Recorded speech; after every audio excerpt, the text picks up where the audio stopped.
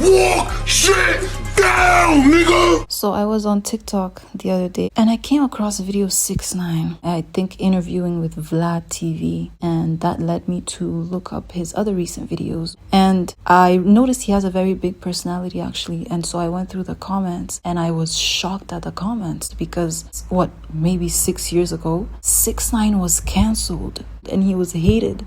Now people in the comments are asking him to be a streamer, to become a streamer, because he's apparently, now that, he's come out and he has all this charisma and he's entertaining.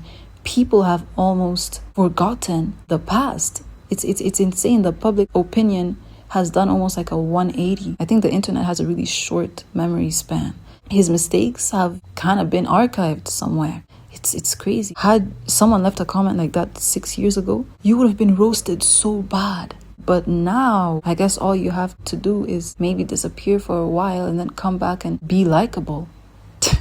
It's crazy. Some people, I guess, have even reinterpreted his mistakes in a way that makes him look less guilty now, even justified. I was really, really shocked. And I think it ties into this almost predictive pattern that I've noticed within the industry, especially with music, where a lot of the discussion focuses on streams and hits, but seems to ignore the human psychology side, which is how people and audiences emotionally attach and react and forgive mediocrity based on how likable you are, or if they're willing to respect your art enough to overlook your personality flaws. Those are the two routes to relevance if you want to stay in the media and have longevity. And a very good example of the first route, just like 6ix9ine, is Cardi B.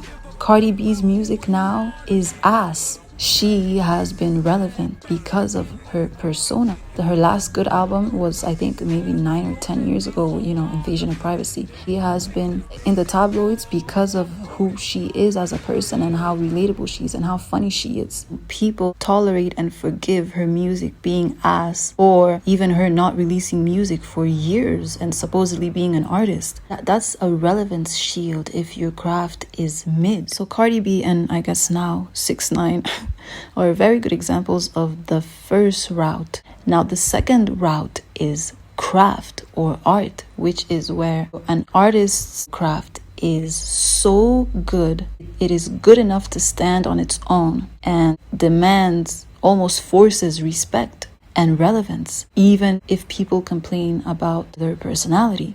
And a very good example of this, I think, is Doja Cat.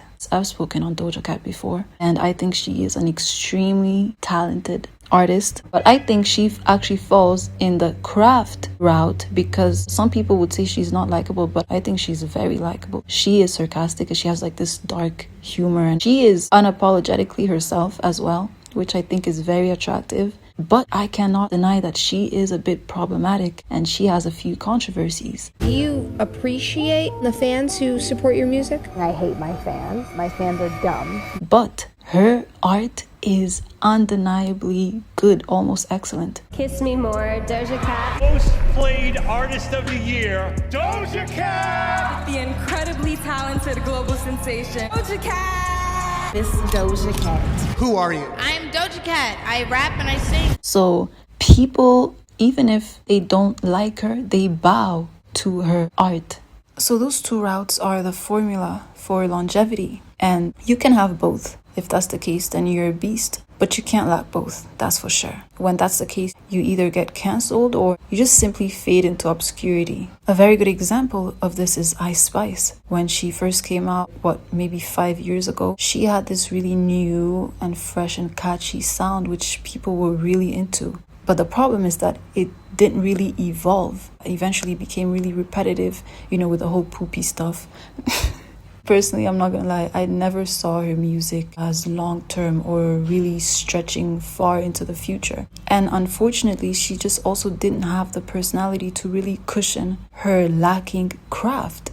People found out she's a mean girl and she's colorist, which would not have been an issue had her art been good. Again, like I said before, even just watching her interviews, she just comes across as a bit boring and underwhelming. quite frankly. So really comes down to those two things. You are either excellent or charming. And in the rare case where you lack both but are still somehow relevant is usually if you are already established. A good example of this is someone like Nicki of recent, her not really making music so much anymore, and then her being controversial and people seemingly not liking her anymore, because of the whole Trump association and whatever. But she already has credibility. She has a huge fan base, the Barbs. I'm a Barb too, by the way, who will defend her to death and keep her relevant. But usually it's tricky when it's in that case, where you lack both. But also something that's very interesting is that when it comes to charm, you actually cannot make yourself likable. You're either likable or you're not. People already have to like you at a core level, almost subconsciously. And what's interesting is that if you're not likable, you can compensate for that with good art. But if your art is not good, you have to compensate for that with authentic likability. And especially in this day and age where people are shockingly good at sniffing out when you're not being authentic, when you're trying to manufacture that charm, you'd be surprised how good people are at doing that. That's why I say that it's energy. I like to call it God's favor. It's favor. That's not some people that you just feel you're drawn to in a way that you can't even really describe or explain. Something that I like to compare this to is sex appeal. I think sexy is not only outwardly, I think it is not achieved by an outfit or a makeup look. It's more energy and internal. It's about things like your voice and the way you speak and your mannerisms and the way you carry yourself and your energy again. That's why I like to say that Beyonce is beautiful, but Rihanna is sexy. She's the perfect example. She is, without a doubt, one of the sexiest women I've ever met. She is inherently and innately sexy every second of her life. That's Rihanna. And the same thing goes for likability. It's just something that is not mechanical. It's magnetic. So sometimes people wonder why some artists fall off or don't really ever make it. And they chalk it up to different reasons. But usually it's a predictive pattern that sometimes I've noticed over time. That's, I think, the key to remaining relevant. You're either charming or you're excellent. I may be wrong.